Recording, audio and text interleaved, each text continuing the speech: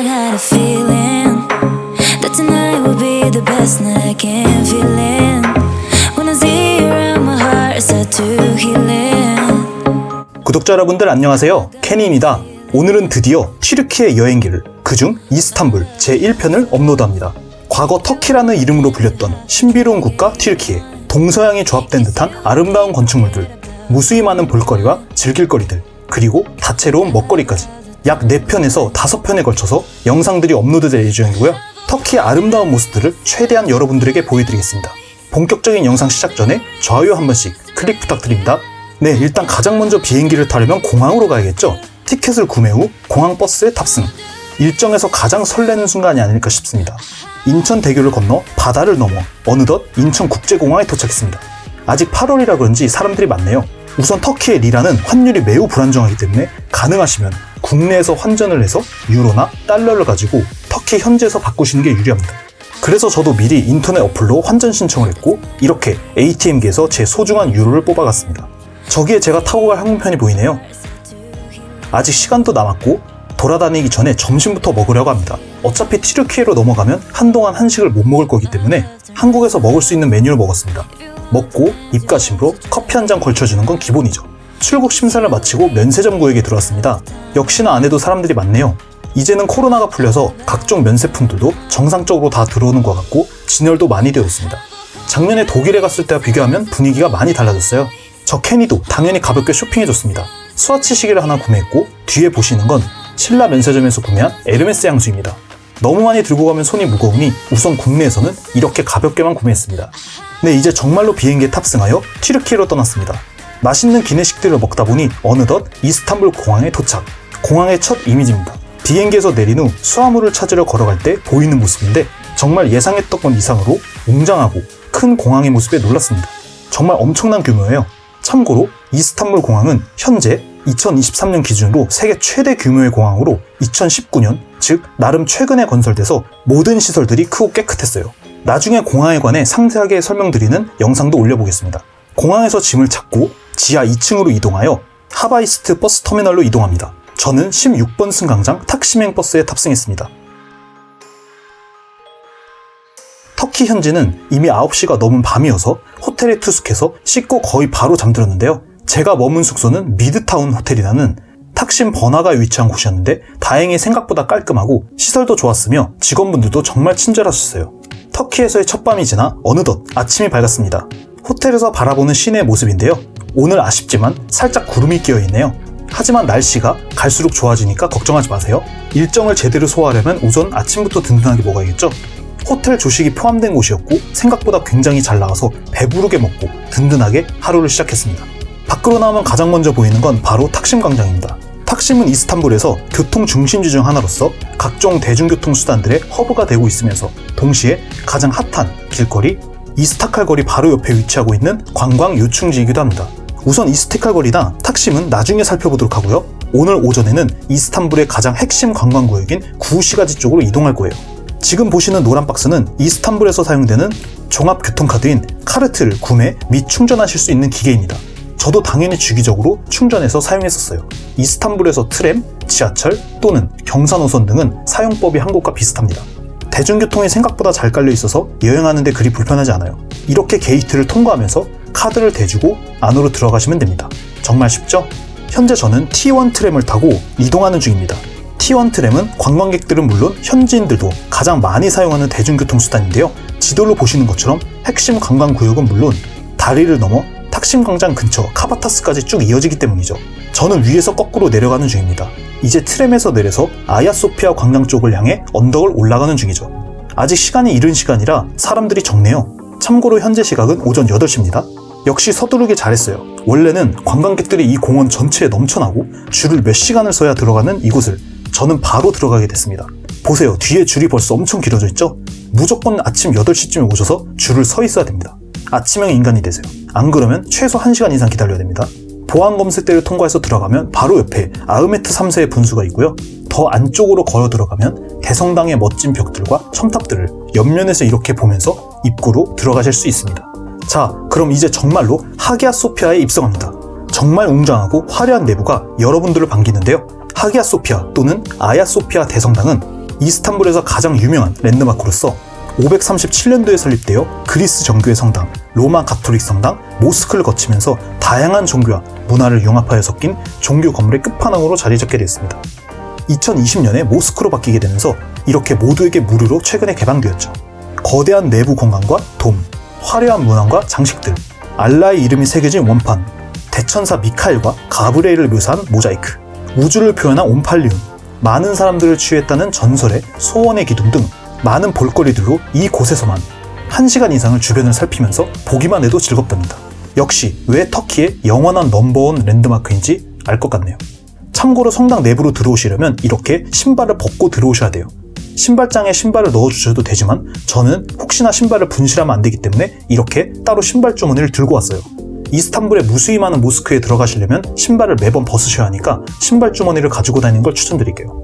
소피아 대성당을 나와서 걸으시면 중앙에는 술탄 아흐메트 공원이 위치하고 있습니다. 이 공원은 블루 모스크라는 별명을 가지고도 있는 또 다른 이스탄불의 대표 랜드마크 중 하나인 술탄 아흐메트 모스크와 아야 소피아 사이에 위치하여 관광객들이 가장 많이 몰리는 핫플레이스인 곳입니다. 이렇게 분수도 나오고 꽃들도 장식되어 있어서 이곳에서 산책을 하시거나 뭔가 먹으면서 시간을 보내기도 좋습니다. 앞서 말씀드린 것처럼 오늘 날씨가 살짝 흐린데 며칠 뒤 밝은 모습의 공원 모습도 찍어뒀으니 다음 영상에선 훨씬 멋진 공원의 모습을 보실 수 있습니다. 뒤로 돌아 조금만 걸어가시면 이런 건물 하나가 위치하고 있는데요. 이것은 술탄 아흐메트가 묻힌 무덤으로서 다른 술탄들과 함께 이렇게 화려한 관들과 함께 잠들어 있는 영혼들을 영접하실 수 있습니다. 관광 중심지구에 위치하고 있고 블루 모스크 바로 근처에 있으니 시간이 되시면 지나가는 길에 한번 둘러보실 만한 장소입니다. 건물 내부도 화려하게 꾸며져 있고 관들도 휘황찬란해서 구경하는 재미는 있습니다. 술탄들의 무덤에서 바로 옆으로 가시면 이렇게 넓은 아흐메트 광장이 나타납니다. 이 광장 주변은 시야가 탁 트여서 개방감이 있기도 하고 주변에 볼거리 역시 많다 보니 아야소피아를 들리신 후에 코스로 오시는 곳 중 하나죠. 우선 이렇게 게르만 분수라는 곳도 있는데 이 분수는 프러시아의 황제인 비엘름 2세 때 독일에서 만들어졌고요. 이곳 이스탄불로 옮겨져 재조립돼서 세워졌다 하고 광장의 시작을 알리는 구조물입니다. 이 분수대에서 정확하게 뒤를 바라보시면 이렇게 큰 기둥이 보여서 걸어가시게 될 텐데요. 이 오벨리스크는 테오도시우스 오벨리스크라는 이름을 가지고 있으며 기원전 15세기경 이집트의 파라오 1세에 처음 만들어졌고 동로마 제국 테오도시우스 1세에 이집트 알렉산드리아로부터 이곳으로 옮겨져서 그 당시 세계의 중심에 세워져 지금 이렇게 우리 눈앞에 우뚝 솟아있게 됩니다. 이집트의 유물도 여기서 볼 수 있다니 참 신기하죠? 이 특이한 기둥은 기원전 479년 그리스 도시들이 페르시아군에 맞서 연합한 승리를 기념하기 위해 세워졌고요. 델포이에 위치한 아폴로 신전에 세워졌었다고 합니다. 그리고 세월이 흘러 324년 콘스탄틴 황제에 의해 이스탄불로 옮겨졌다고 하는데요. 지금은 훼손된 부분들이 있지만 역사적으로 나름 중요한 의미를 지니기에 역사를 좋아하는 분들이라면 더욱 좋아하실 구조물이에요. 그리고 바로 뒤에는 이렇게 콘스탄틴 오벨리스크까지 있으니까요. 콘스탄티누스 7세에 만들어진 이 기둥도 세트로 광장의 대표 구경거리니 꼭 함께 보고 가시는 걸 추천드릴게요. 광장 옆에는 술탄 아흐메트 모스크로 들어가는 입구도 같이 있습니다. 아야소피아와 쌍벽을 이루는 대표 랜드마크인 이곳을 빼놓고 갈 순 없죠. 입구에서부터 웅장함과 엄청난 무게감이 느껴집니다. 블루 모스크라는 별명을 가지고도 있는 이 모스크는 오스만 제국의 14대 술탄인 아흐메트 1세의 명령으로 1619년에 완성된 세계에서 가장 아름다운 모스크라는 평가를 받고 있는 이스탄불의 대표 랜드마크입니다. 특히 푸른색의 도자기형 타일들의 아름다움으로 블루 모스크라는 별명을 가지고 있기도 한데 미나렛, 즉 첨탑도 6개나 가지고 있으며 밤에도 역시 화려하기로 유명하죠. 앞서 언급드린 것처럼 이 모스크 역시 신발을 벗고 입장하셔야 됩니다. 내부에는 약 2만 1000개에 달하는 푸른색의 타일과 260개의 유리창으로 장식되어 있다고 하는데 영상 속에서는 푸른빛이 좀 덜 보이실 거예요. 하지만 실제로 가보시면 영상보다 훨씬 아름답습니다. 사람마다 취향이 좀 다른가 봐요. 전 개인적으로 아야소피아보다 블루 모스크의 디자인이 제 취향에 가까웠습니다. 여러분들은 어떠신가요? 네, 밖으로 나와서 시가지를 좀 걷는 중인데요. 길거리에 귀여운 고양이가 있어서 한번 인사하고 갔습니다. 이스탄불에 있는 개와 고양이가 길거리에 정말 많아요. 그리고 언덕도 많은 편이라 내려갈 때는 별로 상관이 없는데 올라갈 때는 좀 힘들더라고요. 길거리에 차도 많아서 교통 상황이 생각보다 그리 호락호락하지 않아 보입니다. 근처를 걸으면서 구경하다 보니 그리 멀지 않은 곳에 작은 성당이 하나 있어서 가보니 바로 리틀 하기야 소피아였습니다. 네, 말 그대로 하기야 소피아를 소형화한 느낌의 작은 교회인데 아담하지만 귀여운 정원 안에 위치하고 있고 내부도 나름 정결하게 되어 있습니다. 저는 지도를 찾아보다 우연히 발견하고 들어갔는데 여러 종교적 건물들을 돌아보고 순례하시는 걸 좋아하는 분들이라면 멀지 않으니 시간 내서 둘러볼 수 있겠네요. 리틀 하기야 소피아에서 언덕을 내려면 바다가 나오고 해안가를 따라 산책로가 나타납니다. 그 도로가를 거닐다 보면 옆에 이렇게 오래된 유적터가 보이는데요. 이 유적은 부클레온 궁전으로서 한때 이렇게 아름다운 모습을 하고 있었던 옛 비잔티움의 궁전인데 현재는 거의 폐허나 다름없는 모습입니다. 그나마 제가 듣기로는 몇 년 전부터 여러 가지 복원 및 보호에 힘을 쓰고 있다곤 하는데 도로를 걸으면서 보면 관리 자체가 거의 안 된 모습이에요. 이렇게 크고 넓은 성벽이 해안가를 따라 쭉 있는데 그냥 방치된 부분도 많았어요. 박물관을 만들고 있다고 들었는데 나중에 제대로 된 모습으로 재오픈해서 과거의 영광을 조금이라도 더 느껴보고 싶습니다. 부클레온 궁전의 반대편, 즉 해안가에는 이렇게 탁 트인 경치와 함께 산책로가 쭉 이어져 있습니다. 길목에 이렇게 아흐카프라고 불리는 등대도 있는데 잠깐 보고 인사하시면 되고요. 등대는 아쉽게도 올라가 볼 수는 없더라고요. 그리고 역시나 과거 콘스탄티노플의 동쪽 해안가를 지켜주던 큰 성벽도 구경할 수 있는데 생각보다 높고 또 견고해 보였어요. 다만 부클레온과 같이 관리가 안 된 부분들이 많이 아쉽습니다. 그리고 저 멀리 언덕 위에 뭔가 보이죠? 바로 톱카프 궁전의 모습입니다. 이 궁전은 다음 영상에서 보여드릴 예정입니다. 오늘 날씨가 살짝 흐려서 좀 아쉽지만 날이 깨끗한 날에 산책하시면 더욱 아름다웠을 것 같아요. 저 바다 너머에 아시아 지구와 북쪽 신시가지의 모습이 보입니다. 앞으로 일주일 동안 저것들을 모두 가본다 생각하니 설레네요. 낚시를 하거나 수영을 하거나 산책을 하는 현지인도 해안가에 있었습니다. 계속 걷다 보니 어느덧 이스탄불에서 가장 바쁜 항구 중 하나인 에미노누 항까지 걸어오게 되었습니다. 근처에 한 박물관이 보이길래 들어가 봤는데 이곳은 이스탄불 뱅크, 즉 은행 박물관이었습니다. 사실 여기는 반드시 들러야 할 정도의 관광 장소까지는 아닙니다. 이스탄불은 워낙에 큰 도시고 볼거리가 넘쳐나기 때문에 지나가다가 발견하셨을 때 때마침 밥 시간까지 애매하게 남았을 때 잠깐 30분이나 1시간 정도 들려준다는 느낌으로 방문하시는 게 좋겠습니다. 우선 좋은 점은 안에 에어컨이 나와서 쉬다 가기 좋다는 거예요. 오전과 점심까지 너무 열심히 돌아다녔네요. 이제 점심을 먹어야겠습니다. 오늘 점심으로는 터키식 그릴드 치킨 스테이크와 후라이드 그리고 밥 세트를 먹었습니다. 샐러드도 곁들여서 아주 건강하게 먹었습니다. 적당히 짭조름하면서 식감도 괜찮았고요. 이렇게 깨끗하게 마무리했습니다. 든든하게 먹었으니 바로 다음 행선지로 향해야겠죠? 네, 다음에 방문한 곳은 바로 파티유 리스템 파샤 모스크입니다. 오히려 오전에 봤었던 술탄 아흐메트 모스크보다 이쪽이 더 블루 모스크 같은 느낌이 드는데 기분 탓일까요? 내부 벽면도 그렇고 모자이크나 도매 장식 등 이곳도 나름 상당히 웅장합니다. 이스탄불의 모스크에 오면 저도 모르게 숙연해지는 것 같아요. 모스크별로 어떤 차이점들이 있는지 찾아보는 것도 재미있는 관람 포인트가 될 수 있습니다. 모스크 출구로 나오시면 이렇게 광장이 위치하고 있고 여름 성수기라 그런지 유동인구가 역시 많았습니다. 아무래도 시장 입구이기도 하고 동시에 큰 공중 화장실이 근처에 있어서 관광객들이 어쩔 수 없이 머물 수밖에 없는 핫플레이스입니다. 모스크의 웅장함과 광장의 분주함을 느끼다 보면 여러분들에게 한 수상한 입구가 이렇게 보이는데요.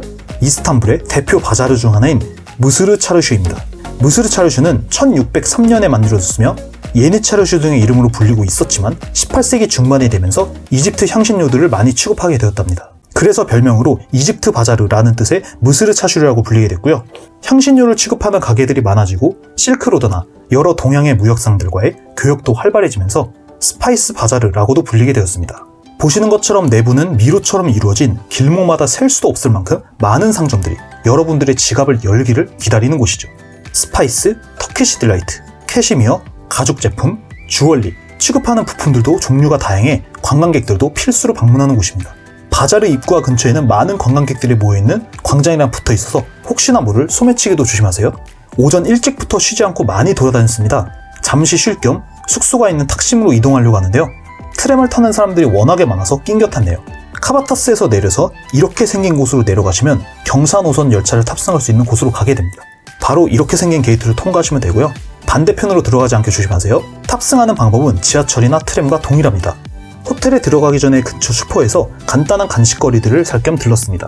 현지 터키 물가는 막 엄청 비싼 건 아닌데 관광지 주변을 기준으로는 예상했던 것보다 좀 비싼 것 같아요. 저는 이 레이스 과자와 카페인을 충전할 네스카페를 한잔 했습니다. 바닐라 맛이라 그런지 딱 제 취향인데요. 샤워를 하고 1시간의 휴식을 마치고 오후 4시쯤이 됐습니다. 이번에는 지하철을 타고 이스티클랄 거리로 이동할 거예요. 지하철은 우리가 알고 있는 한국의 지하철과 크게 다르지 않은 모습입니다. 이런 게이트를 넘어서 에스컬레이터를 타고 내려가면 이렇게 승강장이 나타나고요. 이후 오시는 열차에 탑승하시면 됩니다. 저희는 한 정거장만 이용하여 다음 역인 시샨느라는 지역에서 내릴 건데요. 내려서 이정표를 보고 에스컬레이터를 타고 올라갑니다. 지하철이 깊은지 에스컬레이터를 여러 번 타야 하고요. 마지막 에스컬레이터를 오르면 이스티클랄 거리에 도착했습니다. 이스티클랄 거리는 우리나라로 치면 명동이나 동대문 시장 길거리 비슷한 느낌인데요. 탁심 근처이면서 지리적 요충지면서 동시에 관광객들이 몰리는 이스탄불 탑3 핫플레이스 중 하나입니다.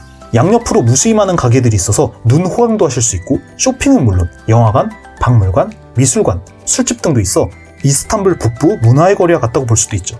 거리 구석구석을 구경하며 원하는 현지 기념품을 찾아보는 것도 즐거움 중에 하나입니다. 저도 구경하던 도중 가볍게 엽서들을 몇 장 사줬습니다. 저는 어느 나라를 여행하던 엽서를 꼭 사는 편인데요. 나중에 오랜 시간이 흐른 후 엽서만 봐줘도 그때 내가 어디 갔었지 하고 기억이 되살아나거든요. 여자친구나 지인분들에게 가벼운 편지를 적어 선물 주기에도 좋습니다. 거리를 쭉 1km 정도 걷다 보면 살짝 넓은 광장 같은 곳이 나오고 그곳에는 바로 이스탄불의 또 다른 랜드마크 중 하나인 갈라타 타워가 이렇게 시가지 가운데 우뚝 솟아있답니다. 갈라타 타워는 1348년에 크리스테아 투리스, 그리스도의 탑이라는 이름으로 로마네스크 건축 양식으로 세워졌는데 갈라타 탑은 지어진 1348년 당시에 66.9m로 이스탄불에서 가장 높은 건축물이었습니다. 한때 감시탑이나 관리탑, 감옥 등으로 사용되었던 이 벽돌탑은 지금 현재는 최고의 관광 스팟이 되었죠. 오늘 날씨가 좀 구름 끼고 흐리기 때문에 이 타워의 전망대는 날씨가 좋은 날에 올라갈 계획입니다. 구독 후 제 영상을 꾸준히 시청해주시면 이렇게 더욱 멋진 경치를 보실 수 있습니다. 그럼 오늘은 다른 곳들을 더 둘러볼게요. 그러고 보니 광장 바로 옆에 솔트베이 아저씨의 가게가 보이는데 나중에 한번 가볼까요? 요즘 이런저런 이슈로 평이 좀 좋지 않으시던데 한번 생각해 볼게요. 갈라타 타워에서 언덕을 타고 내려오다 보면 지하철역 주변에 작은 광장이 있는데 주변을 살펴보다 보니 이런 게 보이더라고요. 지방자치단체의 건물이라는 것 같습니다. 관광지로 찾는 건물은 아닌 것 같지만 뭔가 망국기도 걸려있고 멋지네요. 이곳에서 조금 내려오면 이렇게 광장과 함께 텍스 오피스, 즉 국세청 건물도 있습니다. 광장의 앞쪽에는 이렇게 많은 시민들이 아름다운 경치를 구경하고 있었습니다. 저 멀리 바다와 함께 이스탄불 구시가지가 보이네요. 관광객들도 지하철을 타기 전 잠시 쉬어가기 좋은 곳입니다. 참고로 이 주변에 위치한 터키시 딜라이트 가게에서 로쿰을 하나 샀습니다. 어서 숙소에 들어가서 먹어보고 싶네요. 바로 옆에 시샨느 지하철 입구가 있어서 이렇게 바로 타고 내려가서 타시면 됩니다. 다음 행선지로는 카바타스라는 항만과 그 주변을 볼 거예요. 일단 이스탄불은 가는 곳마다 모스크가 있습니다. 우리나라에서 가는 곳마다 교회가 있는 것과 비슷하다고 생각하시면 되는데요. 즉 너무 많아서 모든 모스크를 전부 방문하기엔 무리고 핵심적인 인기 모스크를 훑어보시는 걸 추천드립니다. 트램에서 내리면 바로 보이는 이 건물은 몰라셀레비라는 이름의 모스크였는데 아쉽게도 오늘은 문이 닫혀 있어서 안으로 들어가 보질 못했어요.